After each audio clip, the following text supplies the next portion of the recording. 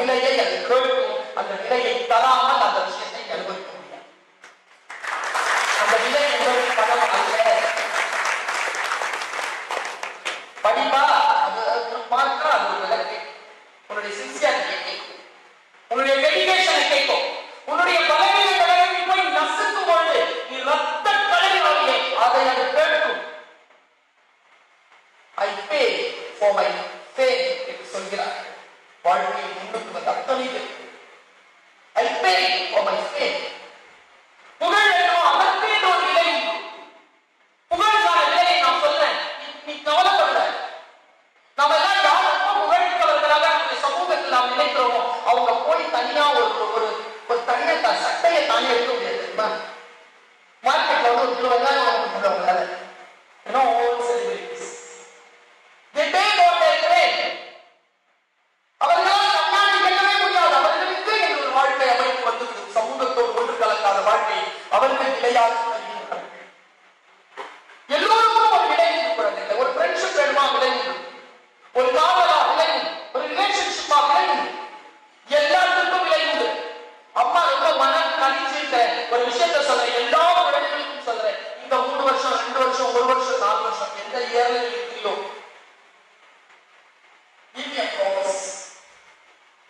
ஒரே ஒரு ப்ராமிஸ் முன்னாள் நான் சொல்றேன், அனுபவம் சொல்றேன்.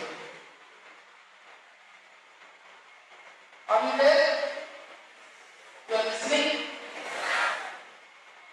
உன் வாழ்க்கை துணையை இந்த வளாகத்திற்கு தேடாது.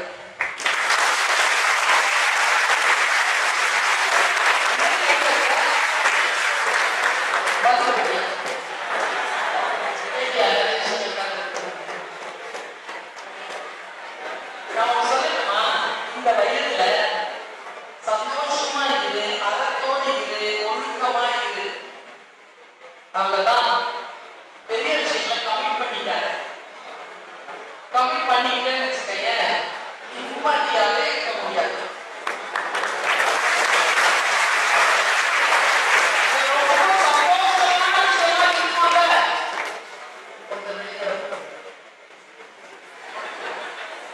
ரொம்ப சந்தோஷமா இருக்குல்ல, இந்த ஒரு போன் போதும். ஏன் காலையில் கூப்பிடல,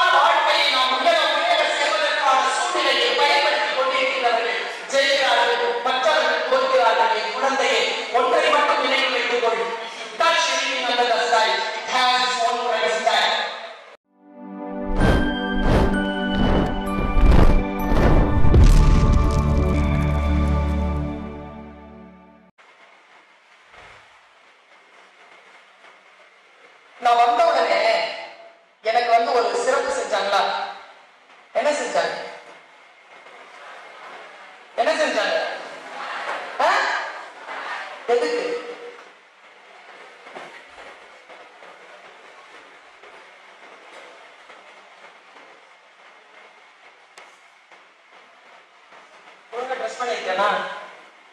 ஒழுங்கா ட்ரெஸ் பண்ணிருக்கேனா? எனக்கு எதுக்கு ஷால் போட்டுனாங்க?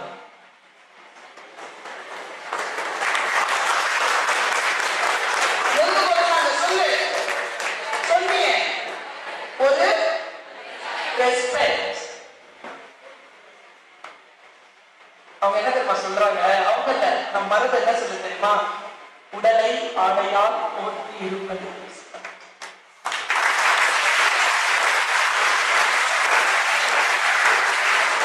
அவங்களுக்கு மட்டும் அல்ல, உங்களுக்கு தான். ஆடையை உடலில் உடல் முழுக்க மறைத்திருப்பது என்பது தமிழ்நாட்டில் ஒரு அடிப்படையான மரபு. சரியா? உங்ககிட்ட வரவா இப்போ? வேணாமா? அப்புறம் பார்த்துக்கலாம். அவங்களுக்கு முன்னாடி சொல்லலாமா? சைலண்ட் ஆயிட்டாங்க. சொல்றேன். அவர்கள் ஆடைகளை கண்ணியமாக்குத்தவர். அவர்கள் மட்டுமல்ல, ஆண் குழந்தை. நான் சொல்லுங்க, பெண் குழந்தைகளுக்கும் உகந்தது. பெண் குழந்தை, ஆண் குழந்தைகள் என்ன செய்யணும்னா, எத்தனை பேருக்கு மாசத்துக்கு 10 லட்சம் ரூபாய் சம்பாதிக்கிற அளவுக்கு நீங்க சம்பாதிக்கணும் அப்படின்னு எத்தனை பேர் நினைக்கிறீங்க? சொல்லுங்க. நினைச்சா சம்பாதிக்கலாம். ஏன்னா இன்ஜினியரிங் படிக்கிறீங்க. ஸ்டெம் அப்படின்னா science, technology, engineering and medical. ஸ்டெம்க்கு உலகத்துல எல்லா இடத்துலையுமே இடம் இருக்கு. எத்தனை பேருக்கு மாசம் 10 லட்சம் சம்பாதிக்கிற அளவுக்கு நான் வரணும்னு நினைக்கிறீங்க? சும்மா கடி தானே.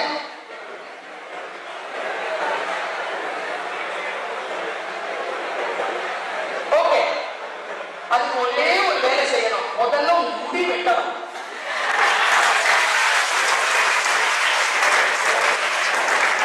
ஏன் தெரியுமா?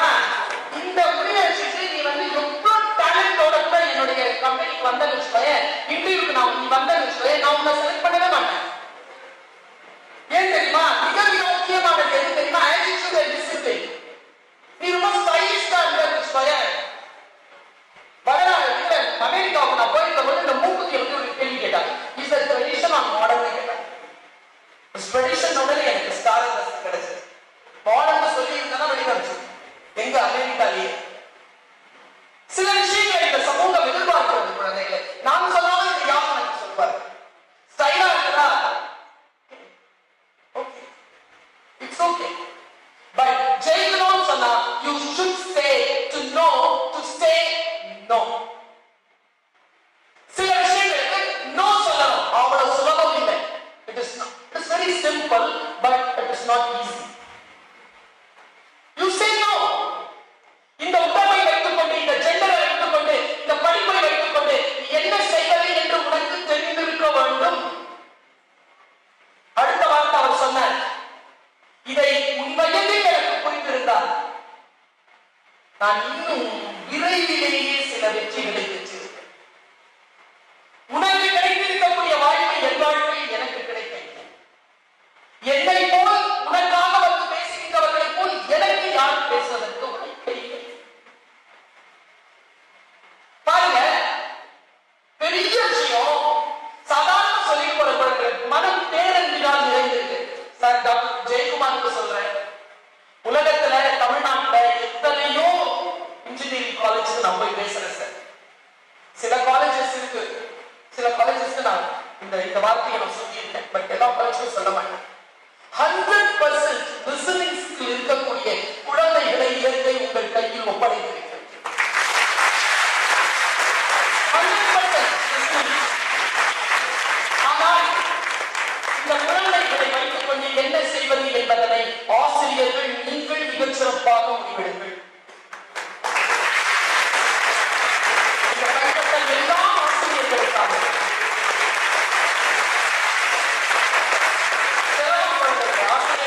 ரொம்ப சிரமம்.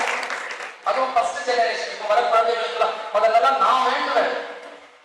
ஸ்கூலுக்கு போகும்போதெல்லாம் இந்த டீச்சர் வந்துடக்கூடாது இன்னைக்கு கிளாஸ். கடவுளே, சத்தியமா பிரார்த்தனை பண்ணிருக்கேன் சார்.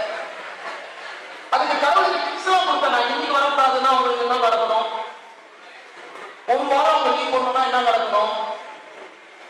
3 மாசம் நான் படிச்சது கிறிஸ்டியன் கேத்தலிக் இன்ஸ்டிடியூஷன், எல்லாம் சிஸ்டர்ஸ் தான்.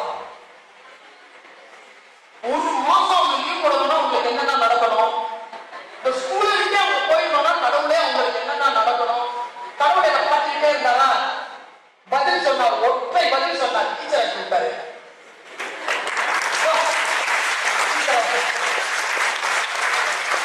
ரொம்ப கஷ்டம். ஆனா உங்க எல்லாருக்கும் டீச்சர்ஸ்க்கு ஒரே ஒரு ரிக்வெஸ்ட் மட்டும் கொடுத்துறேன். As a teacher I think நான் உங்களோட எல்லாரும் சீனியரா இருப்பேன்னு நினைக்கிறேன். 25 years எக்ஸ்பீரியன்ஸ்ல அது சொல்றேன். நம் வகுப்பில் வரக்கூடிய குழந்தைகளுக்கு நம்ம அறிவை கொடுத்து விடாதீங்க.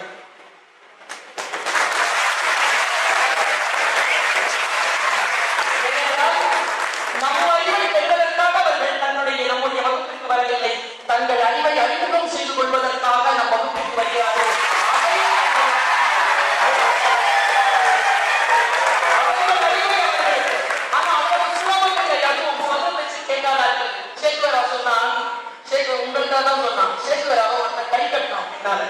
அவனை சுட்டுக் கொள்வதற்காக முடிச்சிட்டாங்க. அரசாங்கம் முடிச்சிருச்சு. ஷேக்வேரா பின்னால கை கட்டப்படுற ஒரு டாக்டர் கை கட்டப்படுற அந்த ஹெல்ப்பரை பார்த்து சொன்னா, ஒரே வார்த்தை, உனக்காகவும் சேர்ந்துதான நான் போராடினேன். எந்த ஒரு குழந்தைக்கு குழந்தை நமக்கு எதிராக இருக்கோ அந்த குழந்தைக்காகத்தான் நாம் போராடுறோம். அதான் உண்மை. அதை அந்த பிள்ளைகள் சரியான நேரத்தில் புரிந்து கொள்ள வேண்டும் என்பதற்காக சொல்லுகிறேன். இது தாய் தந்தையருக்கும் பொருள். அவர் சொன்ன ஒரு வார்த்தை, இதுவா உன்னை வைத்துக் கொண்டு என்ன செய்ய போகிறாய் என்று யோசிப்பார்கள் என்றார். 1, 2 ரொம்ப முக்கியமான வார்த்தை குழந்தைகள். அது எனக்கு புரிஞ்சுது. இந்த வயசுல உங்களுக்கு புரியணுமேங்கிற இறை பிரார்த்தனையோடு சொல்றாரு. புரிஞ்சுக்கோ, அவ்வளவுதான். இனிமே வாழ்க்கை கொஞ்சம் மாற்றி போய் கொஞ்சம் எல்லாமே மாற்றிக்க சொல்ல கொஞ்சம் என்ன மாதிரி நம்ம சொன்னது, if you touch anything under the sky, if you touch anything under the sky, if you want to buy it or you want to relish it, if you want to own it, it has its own price tag. இந்த உலகத்தில் நீ எதை தொட்டாலும், எதை அனுபவிக்க நினைத்தாலும், எதை உணர்ந்தாலும் உரிமை கொண்டாட நினைத்தாலும் அதற்கு எனக்கு ஒரு விலை உண்டு. அந்த விலையை அது கேட்கும். அந்த விலையை தராமல் அந்த விஷயத்தை அனுபவிக்க முடியாது. அந்த விலை என்பது பணம் அல்ல. படிப்பா அது மார்க்கா, அது ஒரு விலை கேட்கும். உன்னுடைய சின்சியாரிட்டியை கேட்கும், உன்னுடைய டெடிகேஷனை கேட்கும்.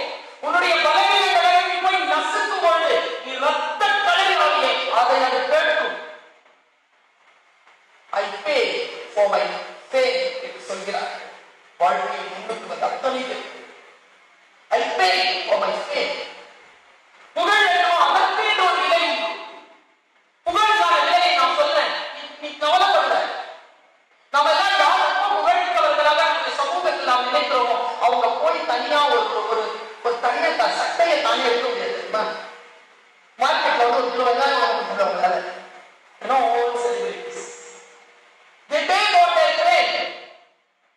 அவர்களால் கண்ணாடி கட்டவே முடியாது. அவர்களுக்கு என்ற ஒரு வாழ்க்கை அமைப்பு வந்து சமூகத்தோடு ஒன்று கலக்காத வாழ்க்கை அவர்கள் நிலையாக எல்லோருக்கும் ஒரு விலை உண்டு. ஒரு ஃப்ரெண்ட்ஷிப் வேணுமா விலை உண்டு, ஒரு காதலா விலை உண்டு, ஒரு ரிலேஷன்ஷிப்பா விலை உண்டு, எல்லாத்துக்கும் விலை உண்டு.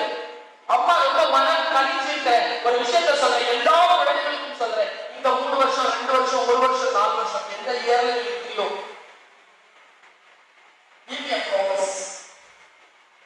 ஒரே ஒரு ப்ராமிஸ் முன்னால நான் சொல்றேன், அனுபவம் பேசுறேன். அந்த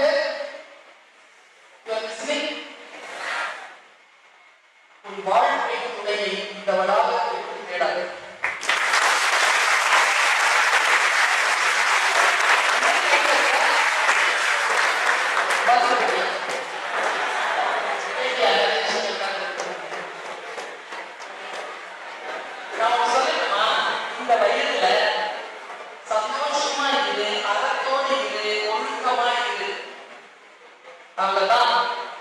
பெரிய விஷயங்களை கமிட் பண்ணிட்டாரு. கமிட் பண்ணிக்கிட்டேன்னு வச்சுக்கேன்,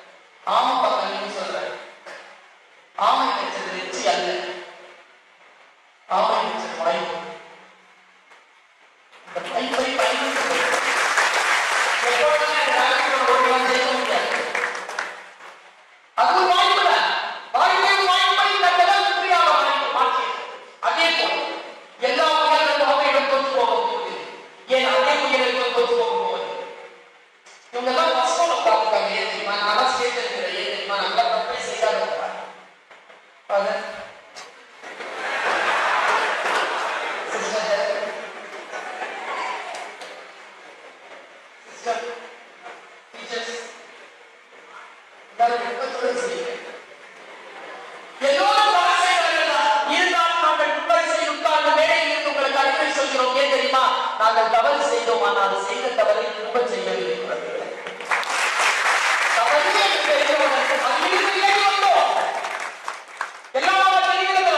உங்க எல்லாருக்கும் நம்ம ஒரு வார்த்தையை சொல்லிட்டு போறேன். உன்னுடைய அம்மா சொல்றாங்க இதேபான்னு சொல்லுவாங்க. இந்த மாதிரி ஒரு பொருள், நம்ம இந்த துணி இருக்குல்ல, நமக்கான பொருள் நம்ம மனசுக்குள்ள இருக்காங்க, அதுல போட்டு கட்டி வைப்பாங்க. அம்மா சொல்ற வார்த்தையும் இதேபான்னு கட்டி வை அப்படிப்பாங்க.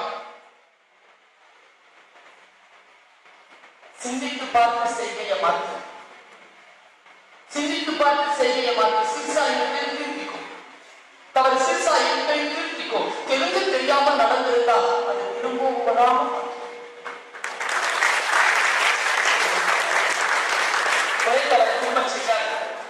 எதுவா இருந்தாலும் தள்ளி போடு. 4 வருடத்துக்கு தள்ளி போடு, 3 வருடத்துக்கு தள்ளி போடு, 2 வருடத்துக்கு தள்ளி போடு. உனக்கான என்றால் உனக்கு வந்து சேரும், உனக்கான இல்லை என்றால் அங்கிருந்தே அது போய்விடும். வல்ல இறைவனின் அருள் உனக்கு கிடைக்கிறது என்று நினைத்து வாழ்க்கையில் நமக்கு பாடங்களை சொல்லி தருகின்ற ஒரு வாழ்க்கையில் அற்புதமான ஒரு டீச்சருங்க. இதெல்லாம் பாடம் நடத்தி தான் எக்ஸாம் வைப்பாங்க. அது முதல்ல எக்ஸாம் வச்சுட்டு அப்புறமா பாடம் நடக்கும். வாழ்க்கைங்கிறது ரொம்ப குரூரமான டீச்சர். ஃபர்ஸ்ட் ஃபெயில் பாஸ் சொல்லிடும், அப்புறமா பாடம் நடக்கும். நம்முடைய சூழல் நமக்கான கான்சென்ட்ரேஷன். நான் இந்த காலேஜ் ரொம்ப பாராட்டுறேன். ஏன் தெரியுமா? குத்துவிளக்கை ஏற்றீங்க, ஒரு மெழுகுவர்த்தியால ஏற்றீங்க, ஒரு முஸ்லிம் பொண்ணை வச்சு ஏற்றீங்க.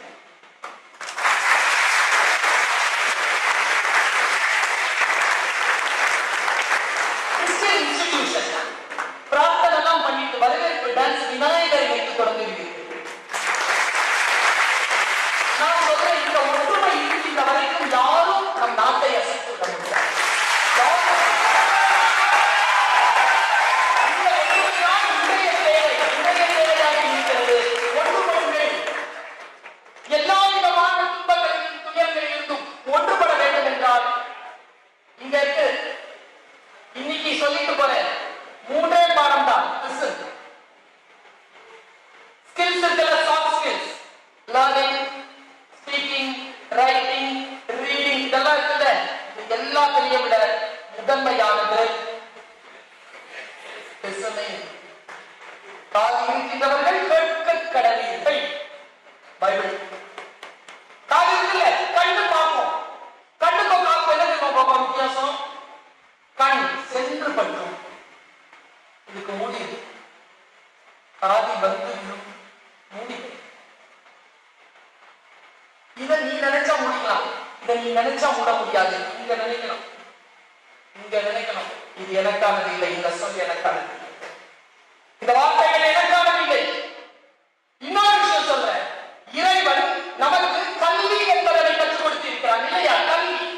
கல்வி என்பது கண் என்பார்கள். ஆனால் அது மிகப்பெரிய செல்வம். கண் செல்வமா, மூக்கு செல்வமா, வாய் செல்வமா? கல்வி என்பது செல்வம். காலை கண்படுங்கள். இந்த காதுகளில் வந்து விழ முடியாதபடிக்கு சில பேர் தடையா இருப்பாங்க. நான் சொல்றேன், லவ் பண்ணாதன்னு சொன்னேன்ல, அதை விட முக்கியமான விஷயத்தை சொல்லிட்டு போறேன். லவ் பண்றவங்க பக்கத்துல உட்கார, நம்ம வாழ்க்கை நாசமாயிடும். ஒரே விஷயத்தை காலையிலிருந்து சாயந்தரம் வரைக்கும் 15-20 வாட்டி சொல்லுவோம். காலையில ரத்தம் வர அளவுக்கு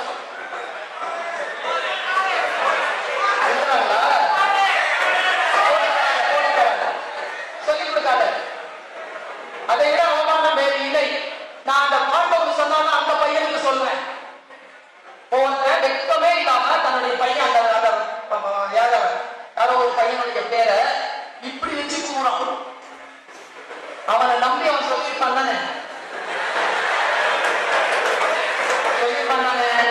நான் சொல்றேன், நான் என்ன செஞ்சேன் திருந்துங்க. இவங்க எல்லாரும் திருந்துங்க. இந்த லவ் பண்றங்கிற பேர்ல அழிஞ்சிட்டு இருக்கீங்கல்ல, திருந்துங்க. ஏன்னா என்ன மாதிரி ஆட்கள் தான் உலகத்துல நிறைய நல்லா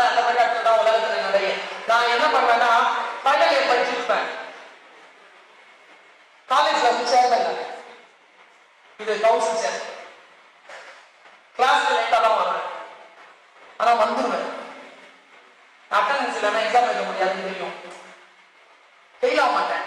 ஏன்னா வாங்குற பரிசால ஒரு பிரயோஜனமும் கிடையாது. மார்க் ஷீட்ல ஃபெயில் மார்க் இருந்துச்சுன்னா புத்தி எனக்கு இருந்துச்சு. இன்னைக்கு பல குழந்தைகள் இல்லை. வையத்துள் வாழ்வாங்கு வாழ்பவன் வானுரையும் தெய்வத்துள் வைக்கப்படும் முயூவ விளக்க உரை. உலகத்தில் வாழ வேண்டிய அறநெறியில் நின்று வாழ்கிறவன் வானுலகத்தில் உள்ள தெய்வ முறையில் வைத்து மதிக்கப்படுவான். சாலமன் பாப்பையா உரை. மனைவியுடன் வாழும் வாழ்க்கையே சிறப்பாக வாழ்பவன் பூமியில் வாழ்ந்தாலும் வானத்துள் வாழும் தேவருள் ஒருவனாகவே மதிக்கப்படுவான். கலைஞர் விளக்க உரை. தெய்வத்துக்கென எத்தனையோ அருங்குணங்கள் கூறப்படுகின்றன. உலகில் வாழ வேண்டிய அறநெறியில் நின்று வாழ்கிறவன் வானில் வாழ்வதாகச் சொல்லப்படும் தெய்வத்துக்க. வையத்துள் வாழ்வாங்கு வாழ்பவன் வானுரையும் தெய்வத்துள் வைக்கப்படும் முயூவ விளக்க உரை. உலகத்தில் வாழ வேண்டிய அறநெறியில் நின்று வாழ்கிறவன் வானுலகத்தில் உள்ள தெய்வ முறையில் வைத்து மதிக்கப்படுவான். சாலமன் பாப்பையா உரை. மனைவியுடன் வாழும் வாழ்க்கையே சிறப்பாக வாழ்பவன் பூமியில் வாழ்ந்தாலும் வானத்துள் வாழும் தேவருள் ஒருவனாகவே மதிக்கப்படுவான். கலைஞர் விளக்க உரை. தெய்வத்துக்கென எத்தனையோ அருங்குணங்கள் கூறப்படுகின்றன. உலகில் வாழ வேண்டிய அறநெறியில் நின்று வாழ்கிறவன் வானில் வாழ்வதாகச் சொல்லப்படும் தெய்வத்துக்க. வையத்துள் வாழ்வாங்கு வாழ்பவன் வானுரையும் தெய்வத்துள் வைக்கப்படும் முயூவ விளக்க உரை.